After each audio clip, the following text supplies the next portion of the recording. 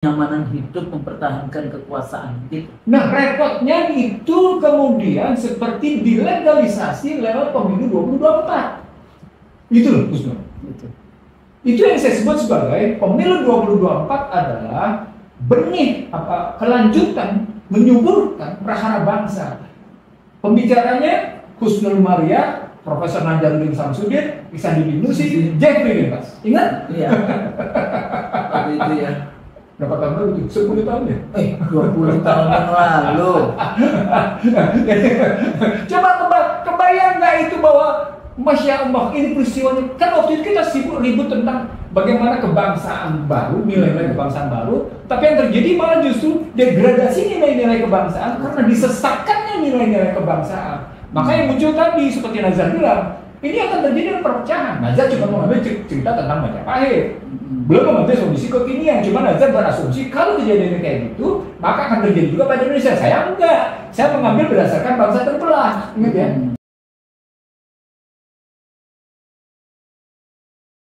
Saya Dr. Ihsanuddin Nusi dan saya Husnul Maria. Hari ini kita taping tanggal 2 Januari 2024. Kita melihat berbagai macam persoalan baik global maupun nasional, tapi kali ini kita melihat outlook ya, apa yang terjadi dengan negeri kita hari ini.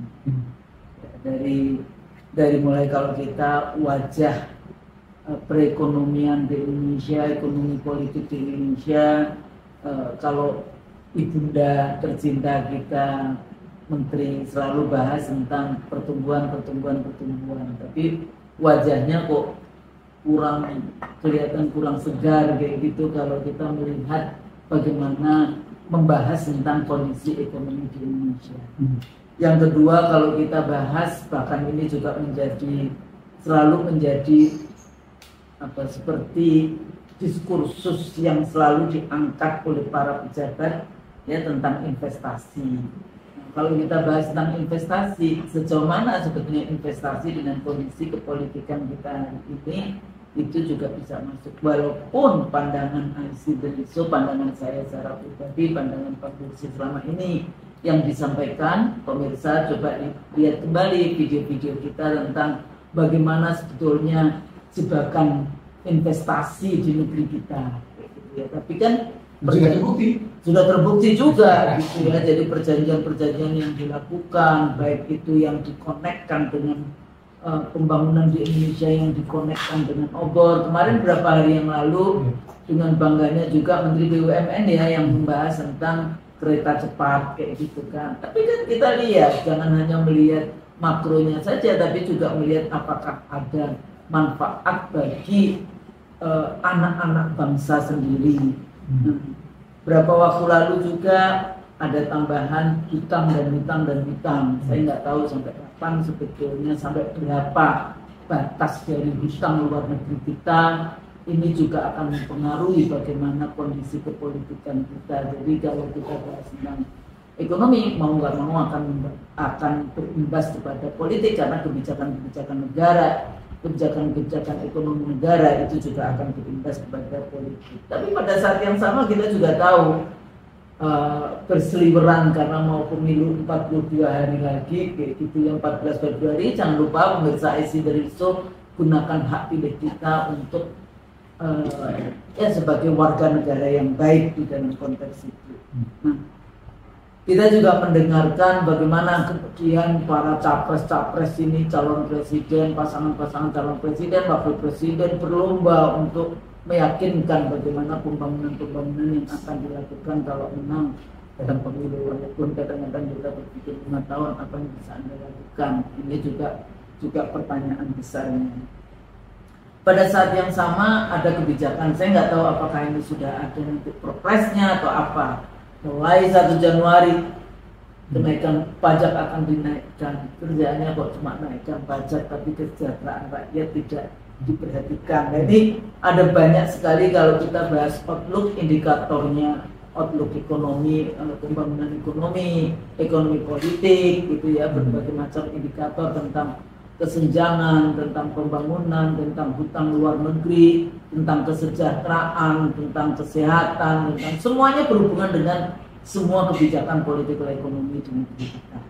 Nah, pada saat yang sama juga kita berdoa terus untuk saudara kita di Gaza dan di West Bank, di Palestina, yang juga sejauh mana nanti ada hubungannya dengan kondisi politik global. Kalau di ekonomi global, politik ekonomi global dalam konteks itu, kalau kita bahas tentang industri militer gitu ya, military industrial complex. Tapi pada saat yang sama tambahan lagi ada intersect di situ peran Houthi di Yaman kayak gitu ya, yang di Laut Merah yang membawa juga kapal-kapal, sejauh mana itu kapal logistik lagi-lagi nanti akan berpengaruh tentang ke dalam politik global.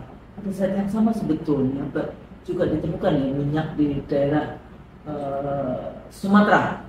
Di Sumatera ya, yang itu juga gas minyak yang katanya nomor 3 nanti terbesar di dunia. Nah di sini juga pasti akan ada perebutan kuasa tentang ekstrativisme. Termasuk persaingan dengan renewable.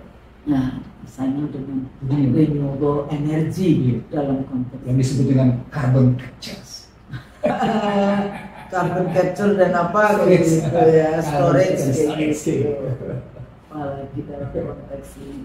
Nah, kembali lagi Bang, kalau kita lihat rezim ini sudah tinggal beberapa waktu lagi, tapi kok tidak ada tanda-tanda bagaimana ya akhir dari jabatan itu kan mestinya husnul khotimah gitu kan, akhir jabatan yang baik, akhir yang baik gitu namanya, soalnya husnul mar'iyah. Jadi selalu harus ingat kita melakukan segala hal yang baik. Nah, Bang Bursi, dari konteks namanya husnul, sini namanya ihsan, sama-sama husnul, sama hasanah itu ihsan, itu semua baik, itu husnul juga baik. Jadi mudah-mudahan kita semua pemirsa husnul khotimah ya dalam konteks itu, dan hidup kita ihsan, kan ihsan itu harus sebagai Islam ihsan ya kayak gitu ya, baik, amal soleh dan sebagainya. Jadi Bang, kalau kita bahas tentang ini kok kondisi ekonomi politik kita menjadi kayak dark, penuh dengan aura gelap kayak gitu. Nah, tapi kan kita sebagai orang yang beragama kan nggak boleh pesimis kayak gitu. Tapi melihatnya, mengurainya seperti apa nih Pak? Kita mau mulai dulu dari mengurai dulu, baru kemudian kira-kira kita nanti bahas solusinya bagaimana di dalam konteks ini. Enak dong berkomunikasi. Seringkali kita insya Allah nanti akan diganti ajrun gitu ya, bukan ujroh. Ujroh itu gaji jabatan di dunia, tapi ajrun itu nanti di akhirat. Oke, bismillah. Kita melihat dalam dua sudut pandang eksternal dan sudut pandang eksternal. Bagaimana situasi 2024 dan perspektif ekonomi politik. Dalam perspektif ekonomi politik, perang Ukraina Rusia berlanjut sejak 24 Februari. Iya. Sudah kita bilang belum? Iya. Sudah berapa tahun ini sekarang? Kita bilang mau 2 tahun nih. Iya, 2 tahun. Mau 2 tahun, beberapa tahun juga. Kita bilang ini perang akan berpanjang. Kenapa? Karena di balik Ukraina ada gengsi NATO, dan di balik ada gengsi NATO ada gengsi Amerika Serikat.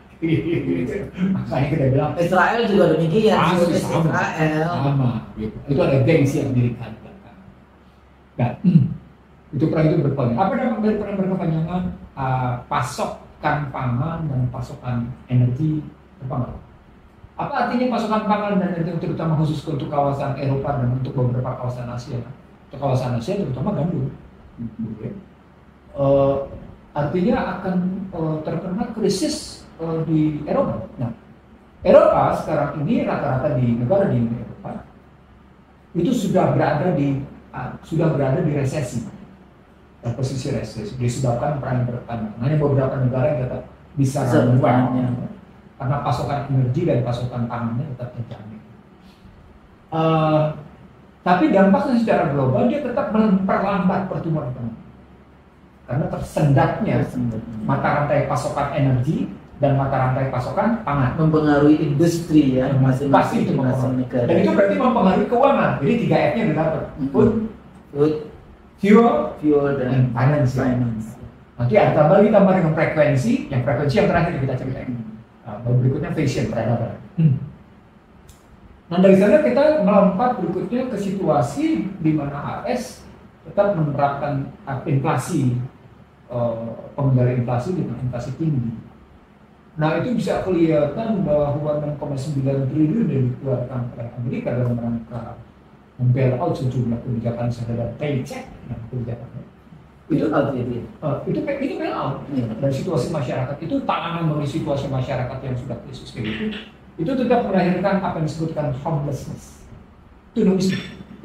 Dan sekarang tunawismenya tertinggi di beberapa negara bagian. Bahkan salah satu dari demonstrasi pro Palestina itu mereka teriaknya juga untuk apa memberikan dana kepada Israel untuk bunuhin rakyat Palestina, sementara di rumah sendiri banyak yang homeless. Gitu. Homeless. Iya. Tapi memang ngeri sih kalau homeless ya. Bukan hanya homeless sebenarnya. Kalau homeless itu berarti problem di kemampuan bayar atas kewajiban, atas mortgage, dana. Kemampuan bayarnya belum ada, mereka terusir kan? Kan kalau nggak bisa bayar terusir. Artinya kehilangan pekerjaan.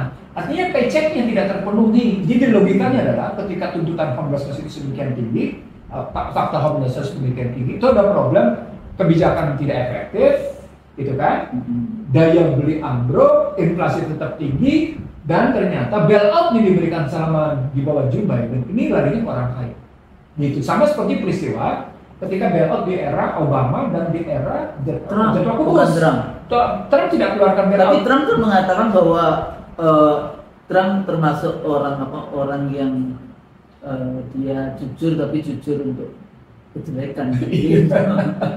Katanya dia mengatakan dia menggunakan kebijakan, berarti kebijakan Obama dong. Iya, karena Obama melanjutkan, jadi waktu itu di Obama ada 350 miliar, terus berlanjut di Bush ada 350 miliar, tapi berikutnya di Trump dia cuma berhenti. Tapi di era Trump yang terjadi adalah meningkatnya perang dagang yang tidak menyelesaikan masalah, sehingga akhirnya neraca perdagangan Amerika juga tidak membaik, gitu, tetap memburuk.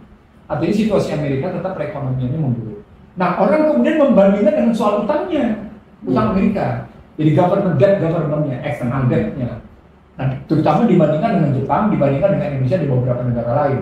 Nanti IC the ratio bisa lihat angka-angka yang kita sajikan. Bagaimana saya membandingkan angka-angka tentang utang itu dan kenapa Amerika walaupun utangnya tetap 118% di atas PDB, jadi utang terhadap PDB 118%, dia tetap aman. Tahu nggak kata kuncinya?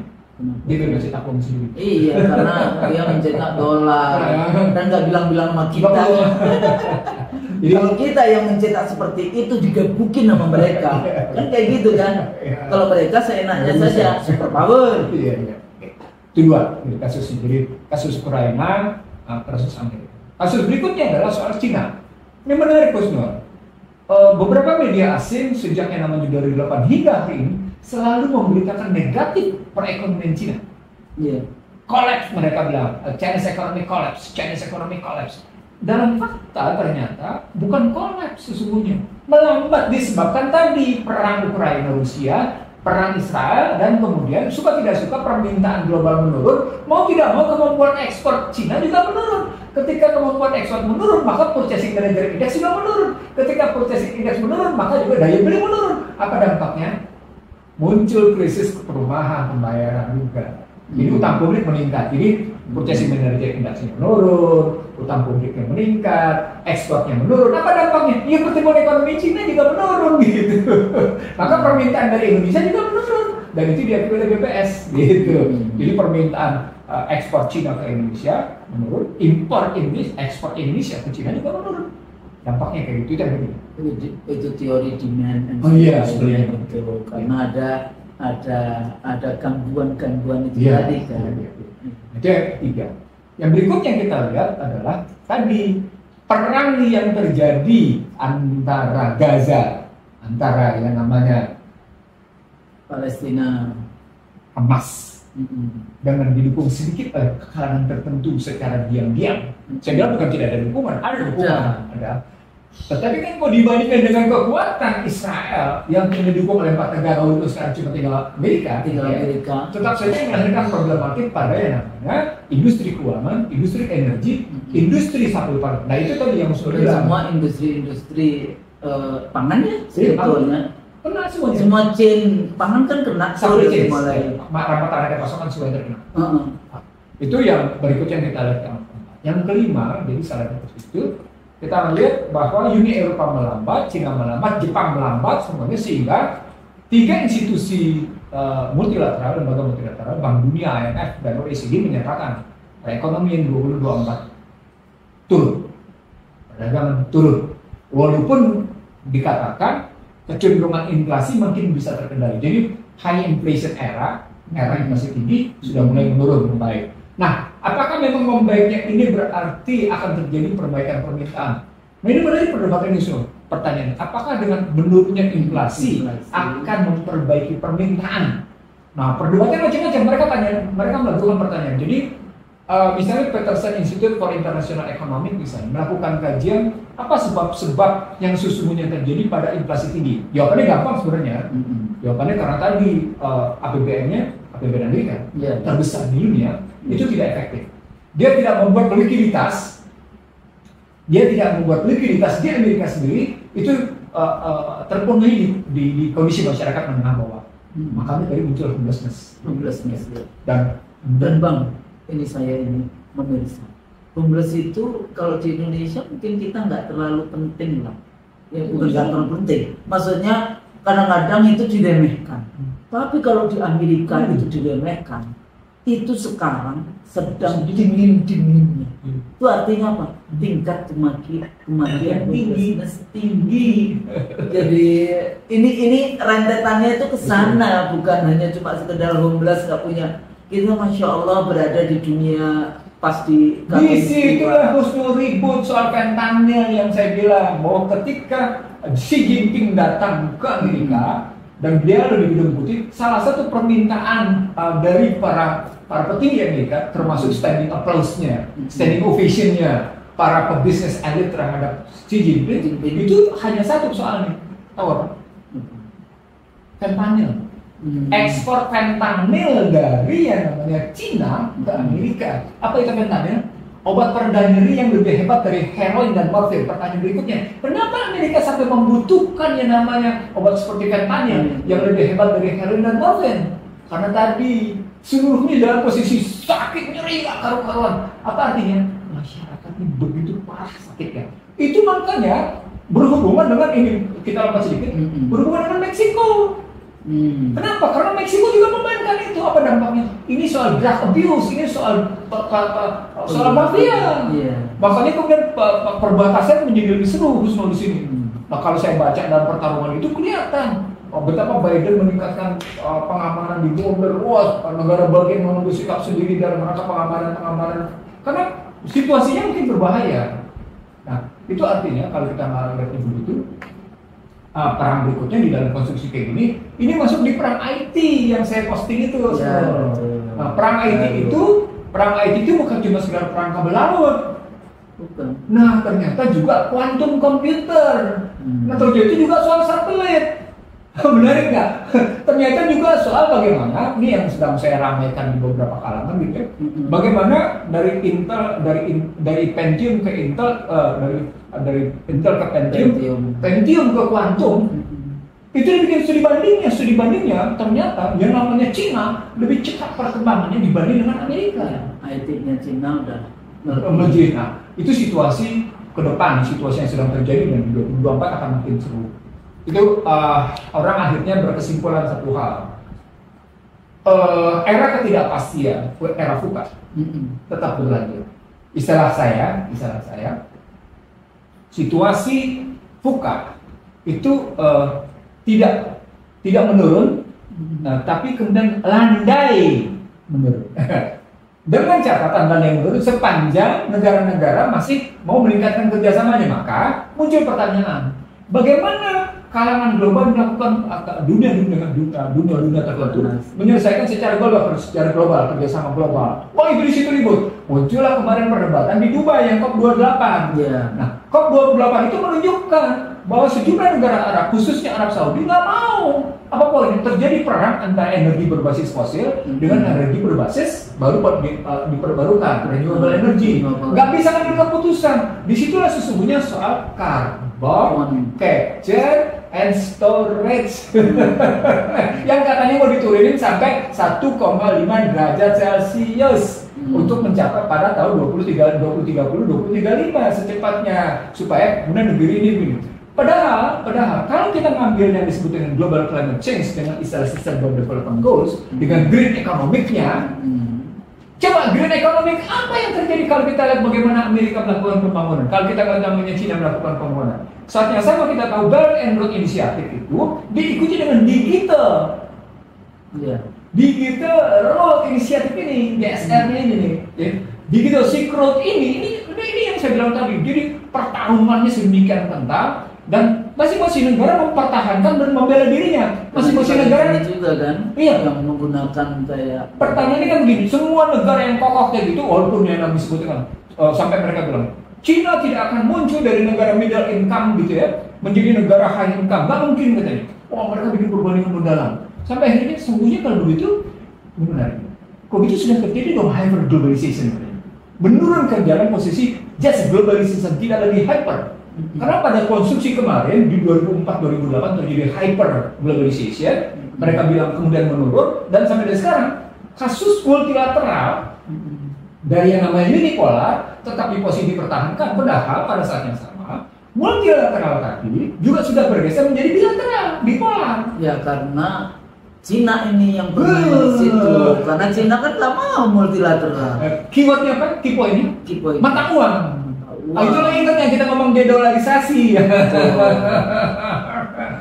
Jadi aneh kalau Indonesia ikut-ikutan pada posisi digitalisasi, digital currency, sementara dia tidak memperkokoh posisi dirinya. Satu, yang kedua, aneh kalau Indonesia ikut-ikutan melakukan redenominasi, kecuali cuma sekedar dalam rangka mempermudah ikut-ikutan digital currency.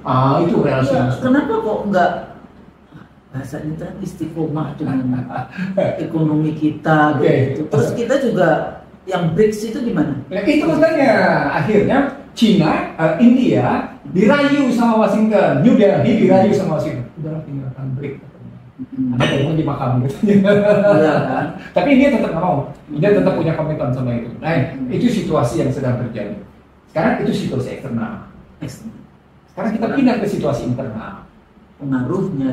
Iya. Kalau kita lihat di situasi internal, paling nyata adalah ketika SoftBank meninggalkan IKN atau tidak mau investasi di IKN. Apa indikatornya? Indikatornya adalah seluruh investor sesungguhnya. Nah ini saya mau bilang sama sesungguhnya, bukan statusnya wait and see atas situasi perpolitikan Indonesia. Ulang ya, seluruh investor, apakah dia memang betul-betul dalam posisi the highest competence in investing gitu ya, begitu punya kompetensi tinggi, begitu punya kapasitas yang tinggi dalam investasi, sampai pada levelnya namanya middle investor sekalipun, medium investor sekalipun, itu statusnya bukan wait and see, statusnya wait and wait.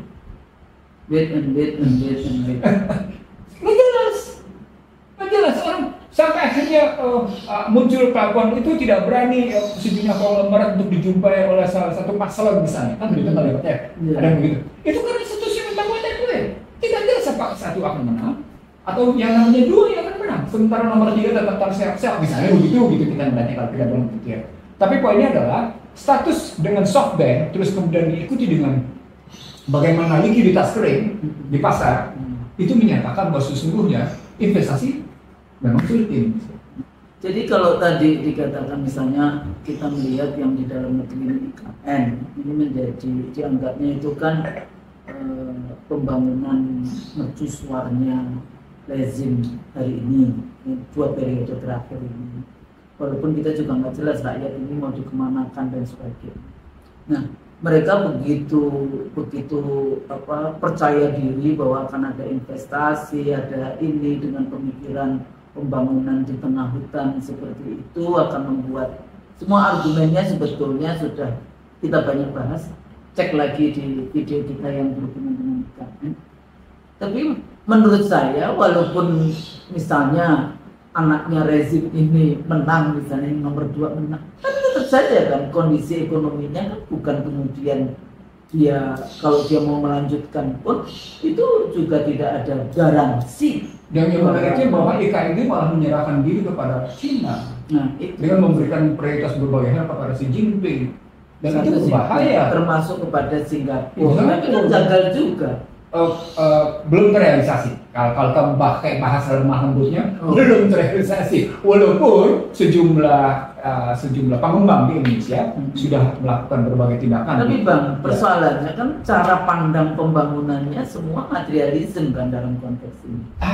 Ini yang saya maksud Husnul. Jadi kalau Husnul bicaranya semuanya dalam konteks materialisme, itu menggambarkan bahwa pembangunannya fisik menjadi. Iya, fisik kayak gitu. Dan jeleknya fisiknya itu memberikan kekuasaan kepada swasta, dan jeleknya lagi fisiknya itu menyangkut hajat hidup orang banyak yang bergeser menjadi public services. Jadi sebentar Husnul mesti tahu, dia bergeser dari public goods Husnul ke menjadi public services. Di balik yang namanya kekuatan modal swasta. ini ngomongnya jadi ini ilmunya Husnul sih. Ketika public goods bergeser menjadi public services, satu. Yang kedua, dan modalnya, resources financial resourcesnya gitu ya, sumber pembiayaannya datang dari swasta. Apa dampaknya? Public services dikuasai oleh swasta. Itu yang kita sebut sebelumnya sebagai industri kapitalisme. Jadi kesehatan di industri kapitalisme kan, pendidikan, terus apalagi urusan pekerjaan, ya, apa yang namanya undang-undang omnibus. Nah, di dalam 24 Iksan Indonesia menyebutnya sebagai demokrasi korporasi. Nah, itu yang land grabbing, penguasaan tanah yang nggak karu-karuan. Padahal kalau kita membahas tentang pembangunan yang lebih fid dunya hasanah wa fil akhirati hasanah wa qina adzabannar, itu kan kita jadi menjaga gitu. Jadi tidak cuma karena kalau materialisme itu kan nggak ada batas puasnya. Iya, betul. Jadi kita mempersiapkan misalnya pendidikan supaya anak-anak kita generasi berikutnya itu lebih cerdas, kayak gitu, mempersiapkan akal budi, ya, jadi budi pekerti, akhlak dan sebagainya supaya dia bisa bertahan di dalam situasi global politik yang luar biasa, di dalam situasi politik nasional yang luar biasa. Tapi sebagai warga negara, sebagai masyarakat yang nomor 4 terbanyak di dunia, kita menjadi negara yang punya dignity gitu ya di dalam mempersiapkan warga negaranya. Jadi bukan menjadi negara yang warga negaranya pariah kayak gitu. Jadi kalau kita balik dari situasi negara yang public services-nya, jasa publiknya diserahkan kepada swasta, itu mensahkan demokrasi korporasi, itu mensahkan kudeta korporasi.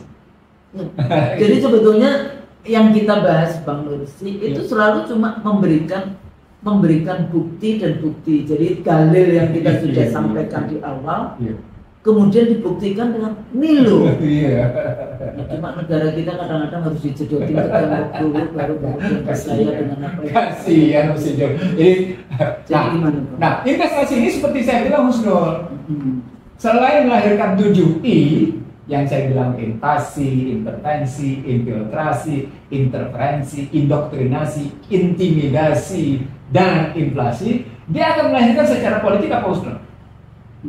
Instability.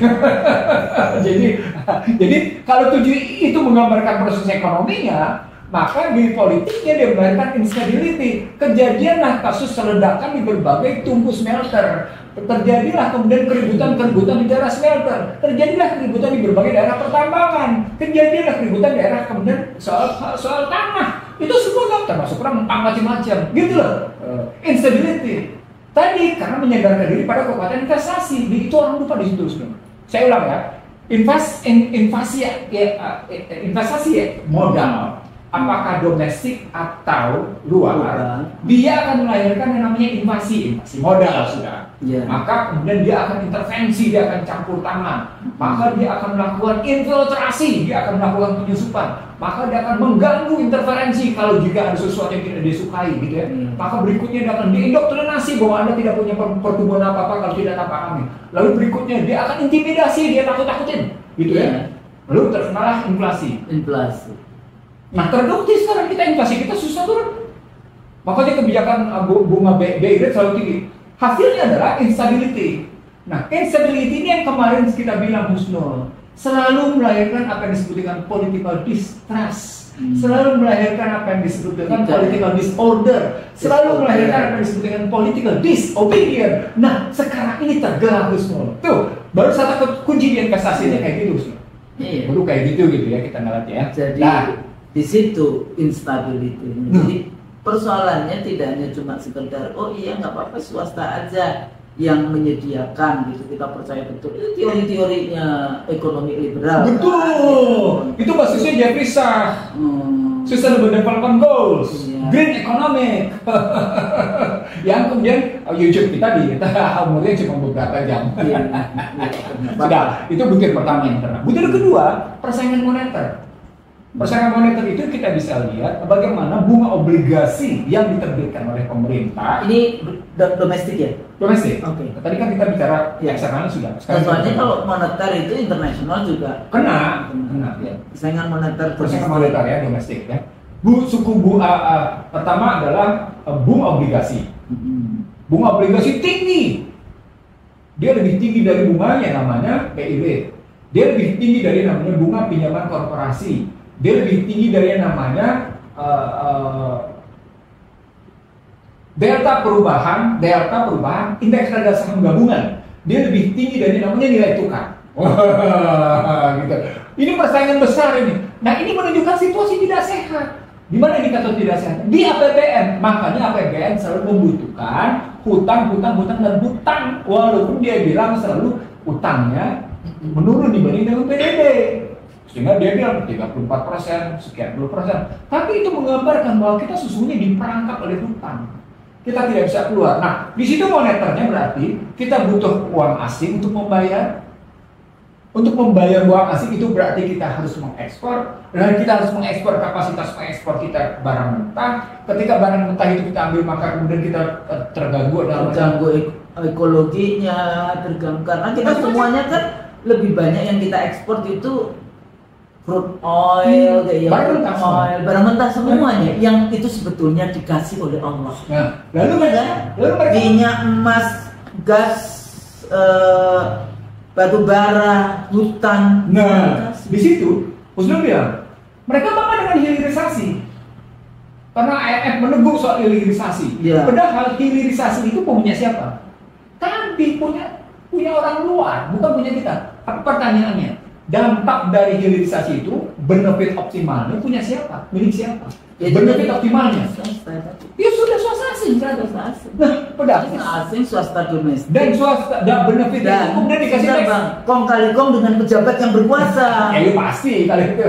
Enggak, jangan kemudian gitu dianggap enggak, kalau pejabatnya kan kong kali kong. Iya. Kita konsep kong kali kong itu dipakai loh dalam studi politik ya, jadi bukan sesuatu. Kalau dulu Bang Lutfi selalu bahas tentang unholy alliances, ya kan? Aliansi itu kong kali kong. Kong kali kong kan mudah dipahami, kong kali kong antara pejabat politik kayak gitu ya dengan swasta dalam negeri dan swasta asing. Dan ketika terjadi begitu ya, hilirisasi mereka banggakan. Dan benefit optimal yang bukan milik kita, bukan rakyat, bukan mensejahterakan rakyat. Di sisi lain, pertambangan yang lain tetap punya asing, bukan punya asing, tetap dinikmati oleh asing. Ya sudah. Nah dari sana, APBN yang berbasis utang tadi tetap gagal dia. Maka ketika yang namanya rakyat disuap melalui berbagai BLT, ketika rakyat disuap melalui berbagai BLT dengan kebijakan bernama kartu itu menunjukkan bahwa sesungguhnya APBN tidak berhasil mengoptimalkan penyediaan 3 komponen. Yang pertama, public services. Nanti sudah diserahkan soalnya. Tuh kartunya kesehatan masih bayar. Oke, satu ya. Satu pasti. Yang kedua, di balik public services itu berarti kegagalan menyediakan kesejahteraan. Itu menyangkut soal pendidikan, itu menyangkut soal kesehatan, itu menyangkut soal jalan umum. Itu kelihatan di situ ya. Paling mendasar di balik public service itu apa kata kuncinya? Honesty the public policy. Kejujuran dari public policy. Pemilu juga harus jujur. Iya. Free and fair election. Nanti kalau menang dengan tidak jujur, maka tidak barokah. Celaka sudah. Wailul lil mutaffifin. Iya udah pasti itu ya. Nah, jadi tadi kelihatan di situ posisinya bagaimana public services kayak gitu. Lalu kemudian soal kejujuran, honesty as a public services gitu ya. Honesty policy. Iya, honesty policy, public policy. Yang ketiga, yang paling menarik di sini ketika kita melihat begini, ketika tidak muncul keteladanan leadership. Itu saya sebut sebagai krisis kepemimpinan secara meluas dan mendalam. Dan itu sebetulnya intinya di situ. A leader with a vision, leader with ideology, leader untuk mempraktekkan, mengimplementasikan pembukaan Undang-Undang Dasar 45. Dan itu yang saya ajak ngomong khusus sejak kita membuka IC The Real Show. Sebetulnya balik lagi di sejak awal, makanya kami hadir. Ya, berdua kami hadir di pemirsa IC The Real Show itu karena keprihatinan kita di dalam konteks kok tidak. Saya sebenarnya nggak enak kalau saya ingin mengatakan kepada pemirsa IC The Real Show, kenapa saya menulis Send on You Joko Widodo di November 2014. Saya cuma ingin membuktikan apa tesis yang saya bangun sebelumnya itu menjadi kenyataan. Itu cerita pada kebijakan persaingan moneter yang berdampak pada APBN. Jadi tiga sekaligus, investasi, persaingan moneter, dan APBN yang kayak gitu tadi. Ya. Apa dampak berikutnya? Saya bilang di 2015 daya beli akan ambruk, dan kenyataan likuiditas kering, daya beli ambruk. Sudah bisa lihat bagaimana kenyataan masyarakat menengah bawah, kesulitan uangnya luar biasa. Coba bisa lihat properti kelas menengah bawah rusak nggak keluar, nggak ada daya belinya, susah banget jual rumah. Padahal kita lihat sekarang daerah sini, berapa banyak rumah yang dipasarkan, nggak ada yang laku, ada yang terjual. Begitu susahnya likuiditas, ada likuiditas, hancur sudah likuiditas. Nah itu bisa kelihatan di situ. Terakhir, korupsi diikuti dengan nepotisme. Itulah. Ini masalahnya. Korupsi diikuti itu related to keteladanan. Iya, korupsi. Nah, disinilah kemudian gambaran dari kondisi internal disebut sebagai hilangnya moralitas pejabat publik dalam mengelola pemerintahan. Ini yang kita sebut sejak awal, sejak awal kita sebut sebagai benih-benih lahirnya political disorder dan political disobedience. Jadi ketika yang namanya kebijakan publik, yang namanya governance sudah berbasis amoral, maka dia sudah menanam benih. Nah, suka tidak suka situasi seperti ini cuma tinggal muncul kemungkinan pemerintah melahirkan kerusuhan dalam rangka mengatasi kelemahannya, atau kemudian kerusuhan muncul dengan sendirinya. Nah, ketika dibilang kerusuhan tambahan dong 3. Apa? Kerusuhan memang dibuat. Iya, tapi pemeriksaan yang dibikin oleh pemerintah tadi yang saya bilang.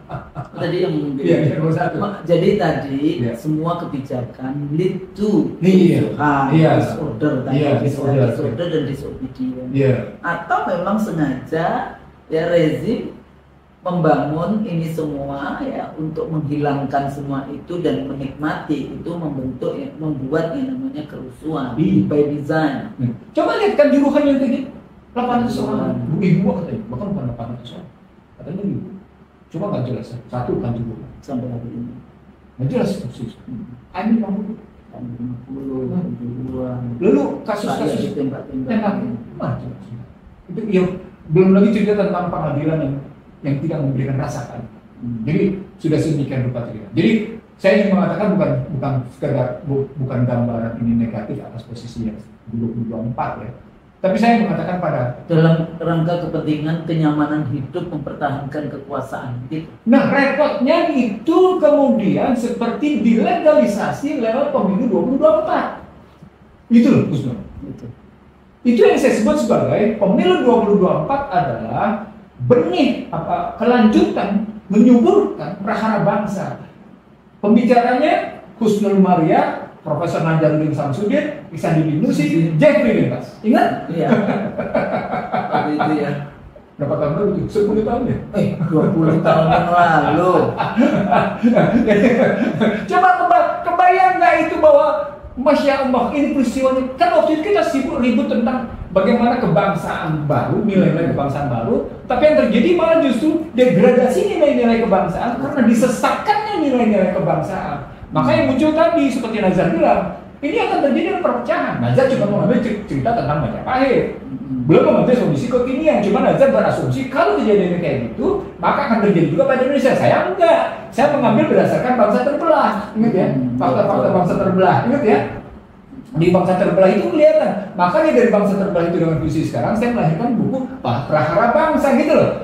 Jadi artinya kalau kita ngomong sekarang kayak gini, saya ingin mengatakan pada IC dari show pemirsa, ini kalau kita mendapatkan sesuatu yang konsisten dalam pandangan, kita lihat itu konsistensi itu, realitasnya begitu konsisten itu, maka siapapun presiden yang terpilih, dia akan masuk ke dalam suasana kayak gitu loh. Makanya saya bilang dilegalisasi. Masuk dalam box. Makanya sebetulnya mudah-mudahan ini pilpres yang terakhir. Kapan kita kembali lagi perwujudan masyarakat melalui MPR, majelis perwujudan masyarakatnya, permusyawaratan. Jadi kalau ya balik lagi di dalam konteks itu. Jadi kalau kita mau ambil nyontoh negara-negara barat, lalu kemudian mau mengambil contoh negara-negara Skandinavia, mohon diperhatikan dengan baik. Mau melakukan benchmarkingnya dengan benar. Itu yang saya bilang di Lemhanas ketika kita bicara tentang bagaimana rencana pembangunan jangka panjang GBHN kita hidupkan kembali. Dan sekarang semuanya menggunakan jargon emas 2025 Indonesia emas 2045 100 tahun Indonesia. Potensinya ada? Kalau dari fakta tadi ada enggak? Ada. Saya sudah ini bahkan saya bilang, apakah Indonesia masih eksis, itu malah menjadi seperti di depan mata kita. Makanya kita punya PR yang banyak tadi itu dalam rangka kalau kita memang mau eksis di 2045. Tahu nggak? Eksis saya 23/9 Indonesia kecil. 23/9. Jadi 15 tahun lalu. Situasi 23/9 atau kemudian nanti 24/4 Indonesia kecil. Kenapa? Karena tidak ada fondasi yang memperbaiki kerusakan dan kebusukan nilai-nilai bangsa ini. Tidak ada upaya sedikit pun ada, tapi kan kemudian ditolak. Karena mereka sedang menikmati kesesatan dan kebusukan. Ya, kenyamanan hidup yang dulu zamannya saya di KPU kan seringkali disebut sebagai Mbak sampean sih merusak kenyamanan hidup gitu ya. Karena kita waktu itu menjadi anggota KPU yang sangat sulit untuk ditekuk gitu kan dalam konteks itu. Nah, karena apa? Karena amanah yang diberikan kepada kita tidak main-main di dalam konteks mempersiapkan pemimpin negara Republik Indonesia. Tapi balik lagi kan bagaimana regulasi, bagaimana kemudian dilaksanakan. Jadi kita cuma ini kan ada potongan-potongan fragmen-fragmen yang ada. Anda berada di mana, kalau Anda lakukan itu dengan baik, Anda berada di mana, lakukan itu dengan baik. Tapi hari ini semua lini rusak. Itu yang sedang meluruskan benar. Jadi sebagai dosen aja tadi juga begitu. Urusannya bukan bagaimana kita mengembangkan keilmuan, ya, bagaimana kita punya rasa nyaman di dalam konteks kita berinovasi, berpikir, membangun dalil atau mempelajari dalil-dalil yang ada.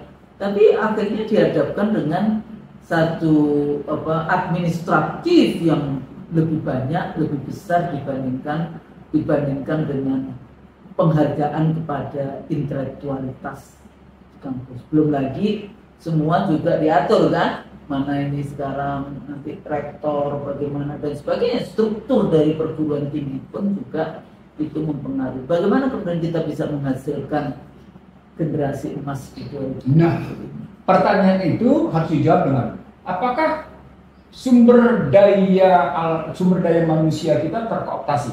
Sumber daya manusia yang terkooptasi itu artinya sumber daya manusia yang unggul tentunya, yang potensinya ada di perguruan tinggi. Yang potensi adalah mereka-mereka yang punya intelektualitas, yang punya daya nalar, yang punya daya pikir, yang punya visi ke depan cukup panjang. Terkooptasi nggak? Terkooptasi. Ini sumber daya manusia. Dan tidak hanya dalam negeri, juga pada level internasional kan, yang kadang-kadang yang seringkali kita bahas sebagai pengkhianat. Itu bukan intelektual BU. Iya, intelektual BU. Satu, sumber daya manusia terkooptasi oleh kekuasaan. Yang kedua, apakah sumber daya alam terkooptasi? Ya. Habis. Berikutnya, apakah sumber daya buatan terkooptasi? Terkooptasi juga. Iya. Habis. Coba gimana?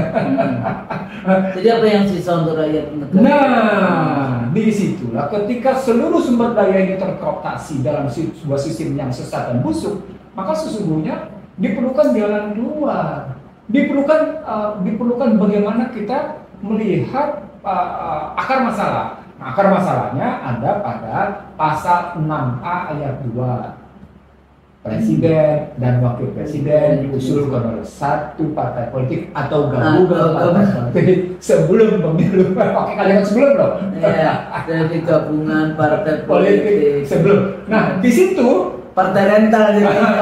Nah, ketika partai rental dan kemudian bilang partai politik semuanya gagal, fungsi partai itu gagal dalam mempersiapkan kadernya, gagal dalam segala hal, gagal dalam cara polisi, kebenaran keuangan macam-macam, maka dia akan terkooptasi oleh kekuatan keuangan.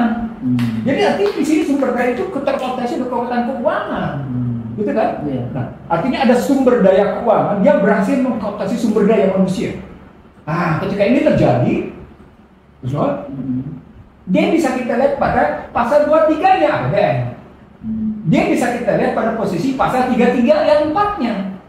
Bagaimana pasar menjadi hal yang utama. Dia bisa kita lihat pada pasal 27 ayat 2. Tiap-tiap warga negara berhak atas pekerjaan dan penghidupan. Dan itu tidak terjadi. Gitu. Jadi kalau tugas negara adalah itu melindungi segenap tumpah darah, ya.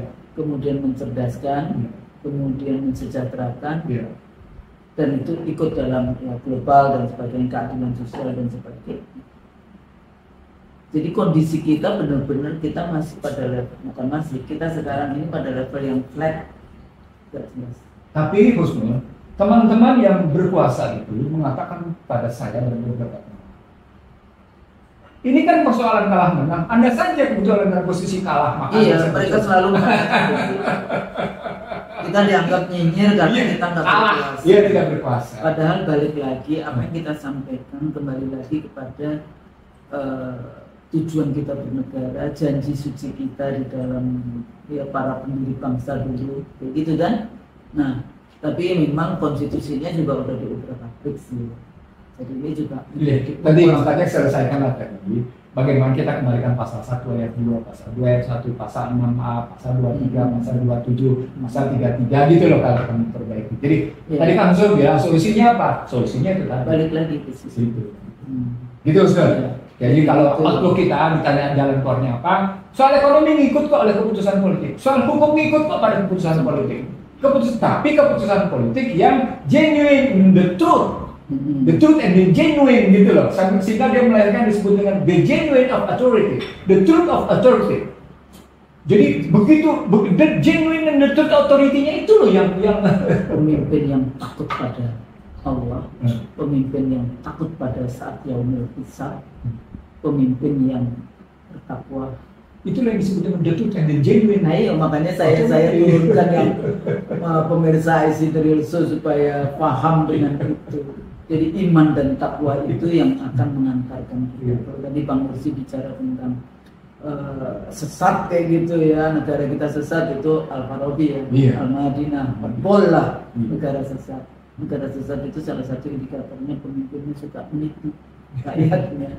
Dan kita balik, mudah-mudahan kita bisa mengangkat menjadi Al-Madinah, Al-Madinah bukan Al-Madinah, negara utama, Al-Fadilah. Gitu ya, yang rakyatnya bahagia, sejahtera, makmur dan sebagainya. Dalam konteks Pancasila. Yang kayak kan kita balik lagi kan di dalam tujuan kita waktu itu membangun negara Republik Indonesia seperti itu. Bukunya Bang Lutfi yang mestinya Persatuan Indonesia menjadi bangsa yang berbeda, kayak gitu kan. Dan itu memang Divide et Impera itu gaya penjajahan dulu kayak gitu kan, selalu dipecah-pecah-pecah, kita berantem sendiri, yang akhirnya kita tidak fokus kepada apa sih tujuan kita bersama-sama Persatuan Indonesia di dalam rangka membangun negara yang adil dan makmur. Tapi gitu aja ya Bang. Oke. Ya, jadi demikian pemirsa, mudah-mudahan dialog kita yang pendek ini outlook ekonomi politik 2024 ya 2023 dan kira-kira menjadi bahan untuk kita di 2024 itu apa yang harus diperbaiki. Mudah-mudahan apa yang kita sampaikan. Mudah-mudahan bukan siapapun presidennya, neoliberal penguasanya. Bukannya. Itu tugas kita juga untuk iya. gedor mereka, mengingatkan Bukan. mereka. Tapi insya Allah tetap kalau posisi IC Deliso kan pasti ekonomi Pancasila. Dan ekonomi Pancasila sumbernya kemana? Tapi ekonomi kerakyatan yang kemarin didebatkan kan cuma persoalan carbon capture, Itu sih persoalan hilirisasi digital. sebentar. Kalau kita ngomongin state apa? State Yang SGIE. Oh iya, State Global Economic Islamic Economy. Ya, padahal kan kita juga punya masalah, ternyata indeksnya indeks halal food. Iya. Halal food di Solo banyak sekali yang namanya sate anjing kayak gitu terbesar. Dan jangan salah. Gimana ini? Dan jangan salah, dalam konstruksi keuangan pun masih tunduk pada International Financial Report System. Iya. Jadi apa kayak gitu? Udahlah, kita tidak ingin masuk. Kalau tadi juga kita bahas tentang leadership, jangan leadership untuk keluarganya, tapi leadership untuk negara dan bangsa. negara. Itu lebih didorong lagi keinginan luhur. Keinginan luhur, ya, keinginan luhur karena kita takut pada sila pertama ketuhanan yang maha esa. Kita tahu pada Tuhan. Amin. Kalau kita takut pada Tuhan, insya Allah semua amanah yang diberikan itu mendapatkan hutan, mendapatkan petunjuk. Demikian pemirsa IC Deliso, kalau salah kami mohon maaf. Pengurus dan saya undur diri. Assalamualaikum warahmatullahi wabarakatuh. Waalaikumsalam.